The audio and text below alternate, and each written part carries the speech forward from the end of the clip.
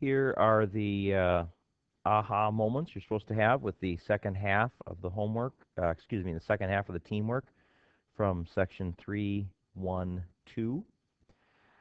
I don't know that this one's particularly aha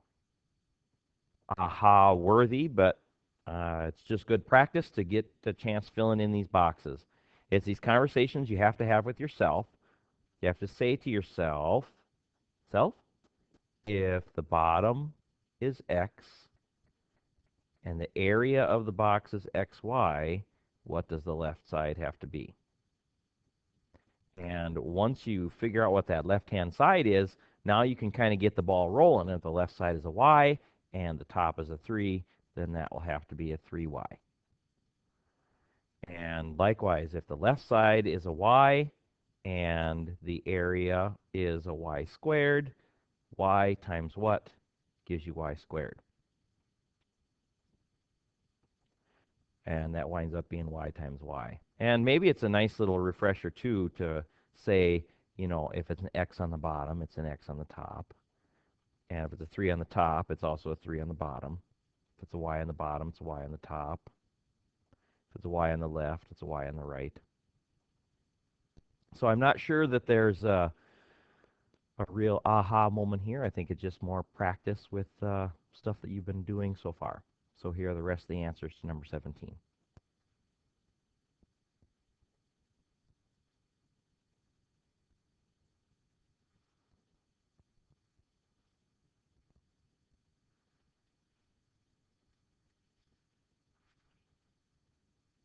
If you need to pause it or rewind it, go ahead. I'm going to keep moving just to try to keep the size of these videos down just a little bit. We've talked quite a bit about the difference of squares, and you just kind of take the square root of each of those and see what it winds up giving you. So square root of w squared is w. Square root of 81 is 9. So that means that number 18 is going to be w plus 9 and w minus 9. So you'll see kind of that similarity as you go through. One of them has a plus, one of them has a minus. If you need to know the word for that, those are called conjugates. Just like when you conjugate verbs in Spanish, you change the form. And we do the same thing in math. Go conjugate from a plus to a minus. That'll be more important to you when you really get into pre-calc, but, a little preview never hurts. And obviously, if it's going to be called the difference of squares, you have to make sure that it has a subtraction sign in the middle. So here and here all have subtraction signs. Then you get to this one and you say, wait a minute, there's no subtraction sign on number 3. What's going on? But really what you wind up having to do is rewriting that in a different order. When you rewrite it in this order, then, hey, now it is the difference of squares, or squares, as the poster on the wall says. And then you get to this one and you go, wait a minute, that one has a plus. I must have to Nope, I guess not. So the fourth one actually doesn't factor. And here are the answers to those. If you need to pause the video, I can do that. Why don't I have you guys do that on your end just to try to keep the size of the video down. As we get to question 20, Mr. Harris will be so excited. You could go to him and say, Mr. Harris, we're doing UV substitutions in advanced algebra. And he'll say, no, you're not. My kids are the smartest kids ever. And the reality is it's kind of an intro to calculus, and to basically say, what happens if you kind of square root these things as you go? And the square root of 9 is 3, square root of x squared is x, and the square root of y to the 4th is y squared. And the square root of z to the 6th is z cubed. If you remember correctly that the square root is the same as the 1/2 power, so half of 6 is 3. When you multiply the exponents, half of 4 is 2. Half of 2 is 1. So we kind of do the square root job on that one. And remember that u squared minus v squared would factor into u plus v and u minus v.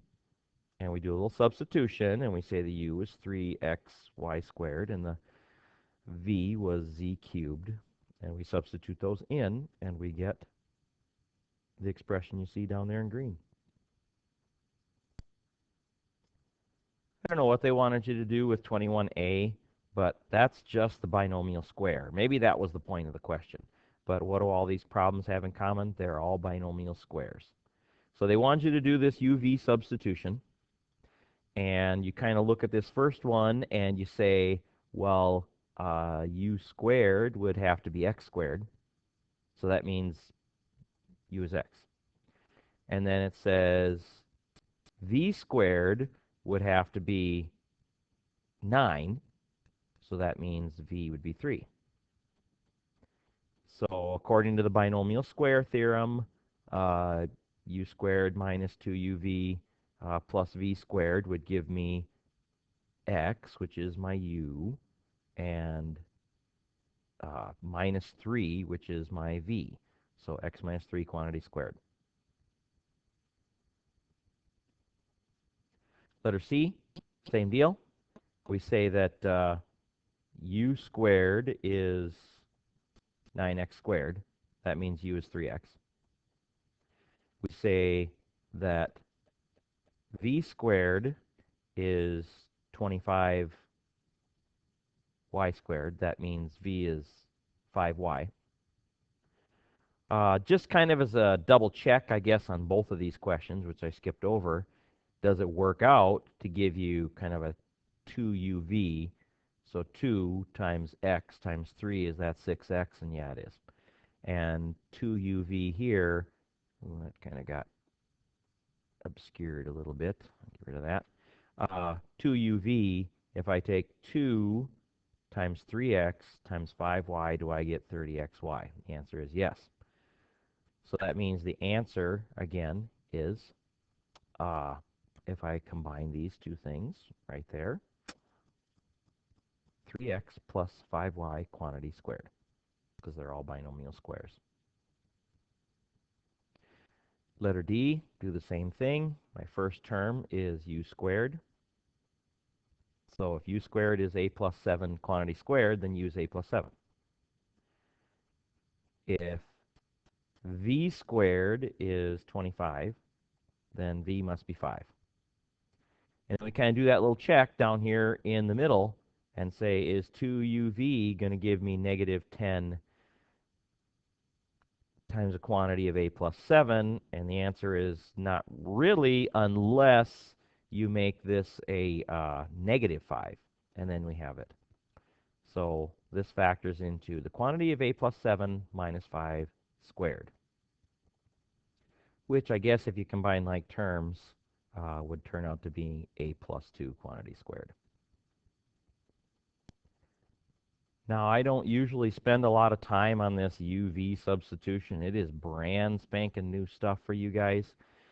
I want to let you know on A, B, and C that you can do the box and diamond on those and get the same answer. As a matter of fact, all these shortcuts, binomial square, difference of squares, you can use the box and diamond on all of them, and you don't have to even know what this UV substitution is. It's just a matter of trying to speed things up. I know like the MCAs are not timed, but the ACTs are. And you have to do 60 questions in 60 minutes. So you need all the shortcuts you can get to get a good score on the ACT. So the more of these kind of shortcuts that you guys can come up with, the better off you'll be. None of them are required, but they sure are handy.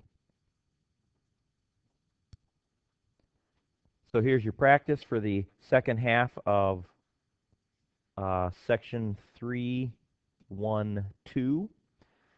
You'll notice I took it a little bit easy on you here while I was gone to only give you 2 things, like 1 teamwork and 1 practice. So let's not give the sub any hassles here. Again, pause, rewind the video, and wherever you need to. It is on the X drive if you want to take a look at it.